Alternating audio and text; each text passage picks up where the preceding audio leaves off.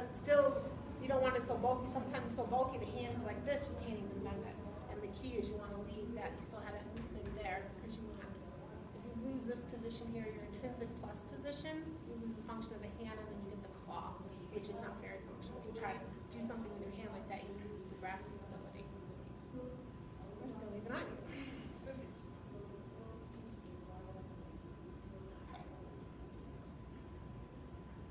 Do we have someone, we're going to move next to the Koan of the hand. Is there anyone interested in having their hand done? Sure. Okay. Have a seat up here so that way we can show everybody. You want to help? Sure. So for the Koan of the hand, you want, with this, you want to avoid the wrinkles when applying.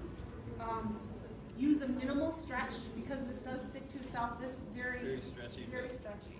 But then you want to also leave the tip of the fingertip so that you can see whether or not it's too tight. Because if it is, you want to take. This is mainly for edema. I'm going to start with the finger. Okay, so we'll start here.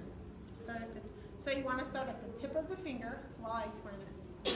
So normally, let me just show you really quick how you would measure how much you need to go around the finger. You take this, the length of the finger, and you do it 3 times, 3 to 4 times, and then you would cut it.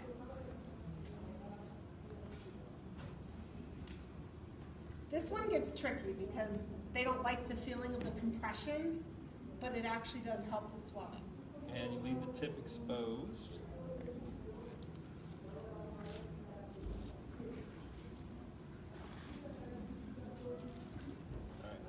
Invigorating this?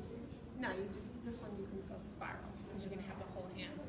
So this one, what you're going to do is you wrap down and around the finger in the spiral fashion. So this one is actually okay to do the spiral, but you're not putting much tension. If you were to put tension, you really wouldn't want to do it that way.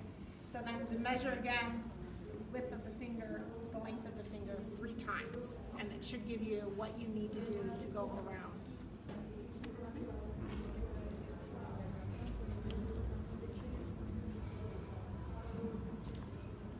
So you're going to do that. Usually you want it a little bit more to the, covering a little bit more of the finger because here it might end up being too tight.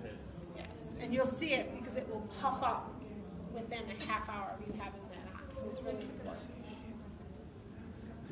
What happens if you don't leave the finger exposed?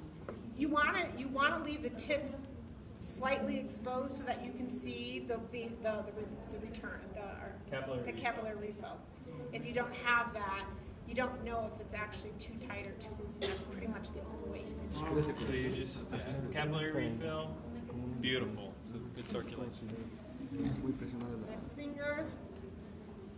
Does anyone want to try wrapping a finger? So I have 3 fingers, and then what you do is you end up doing the same thing around the hair going past the wrist. So just past the styloid processes there, so you have that ability. So if you look how much tip is left there, that's kind of what you want. And this gives the ability, because it's so flexible, the adults or kids can use their hands, they can still play.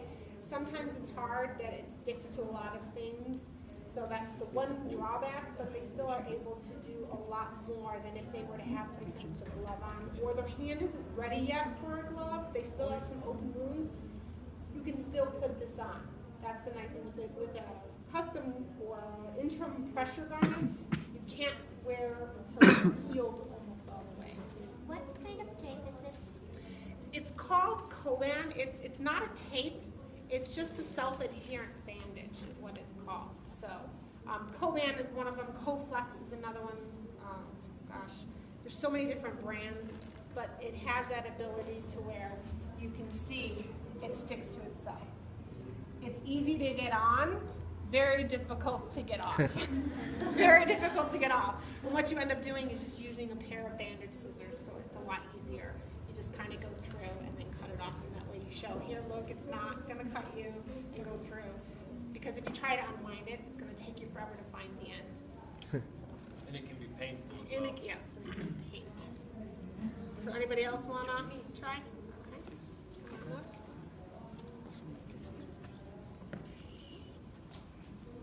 And then good at this after a while and knowing and doing it so many times, you end up, don't have to really measure, you just kind of look at it and then you get to say, oh yeah, I need 3 of these about this one. So, the best way to learn how to do this is you continue to practice. It's the only way, I think, in everything you do for therapy and when you're learning, it's hands-on. You can read so much, that's great, but you actually have to do it to learn it. And then you learn from your mistakes. All of a sudden your fingers turning blue, hurry up, take it off, start over again, you know. And just also, you know, like a lot of patients will be like, oh my God, you're going to do that again. You're like, no, it was just a little too tight. We're going to try it again and do it a little bit looser. And then ask them, how does it feel? Is it too tight? And go forward with that. I have one more for the little finger, anybody? Come on up. I still have the hand. So you want to go a little bit higher. Usually you're going to cover most of the nails, so you just leave a little bit of the tip.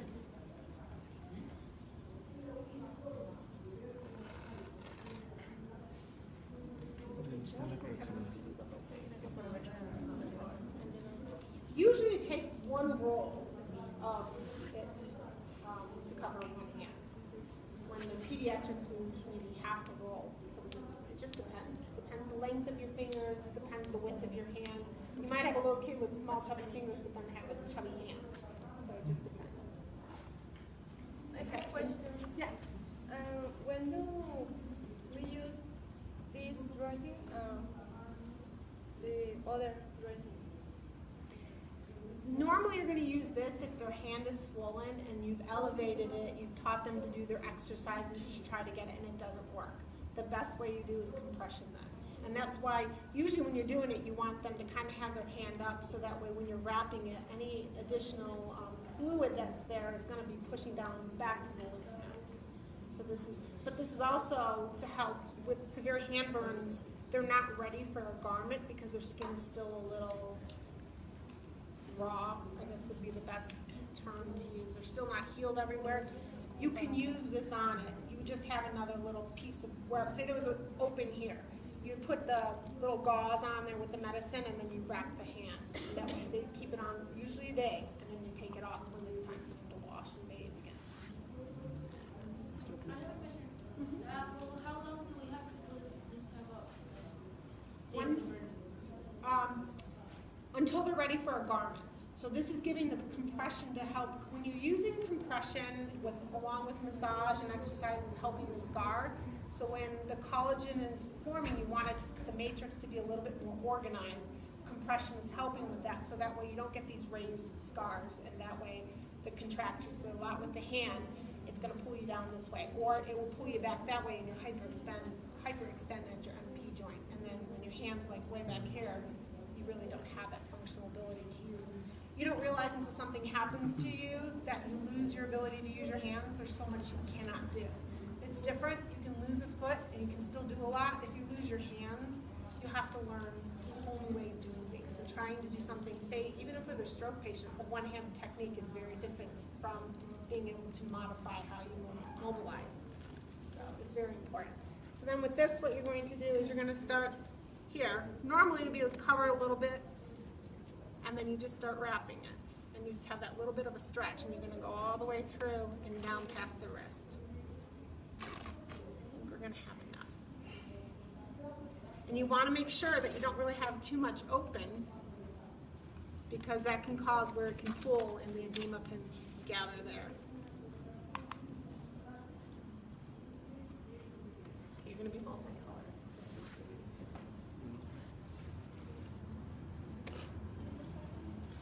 And so like sometimes you will run out, you end up just taking another one.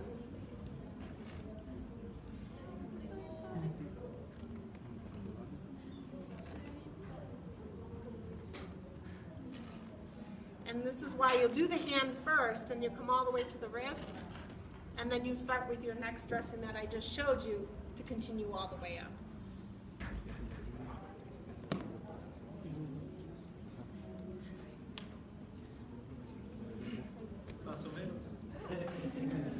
And then go ahead and try to move. You can still do your exercise with it. Now the difference here, we would need to cover this a little bit more, because otherwise you would get just a pocket of edema. So you want to be able to cover it. But you're still able. The problem we do sometimes have with In between, if the kids have really deep burns and you get the burns there, you just take a piece like that, cut it. So if you want to maintain the web space, fold it and put it in between, and then wrap it again. So that way you don't want it to be like this, you want to separate it so that you have that ability to do adduction, abduction. Any questions? How do you avoid that the material gets incarnated? I mean that when the wound is healing, how do you avoid that the tissue of the wrapping gets trapped in the skin? That's why you usually you would have an additional dressing over so that this does not adhere to the dressing, where if it was a graft, you don't want to be able to pull it off. So that's why if it still had a little opening, you would put something else down with a fine mesh gauze on it, and then you would wrap it. And also, you want to change these dressings out once per day so they don't incorporate into the wound. Because Right. it does happen. Yeah, it does. In some hospitals, patients are wrapped and they're put in a corner and they fester because of that infection that grows. So it's very important. It can be on osteoiditis.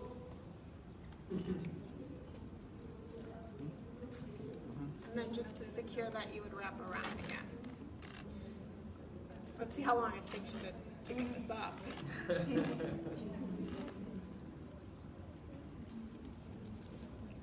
go. And that's the Coban wrapping for the hand, for edema and pressure.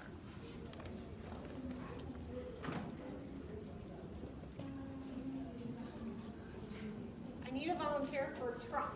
Someone just stand here like that and shout out. Okay, anyone? That's fine.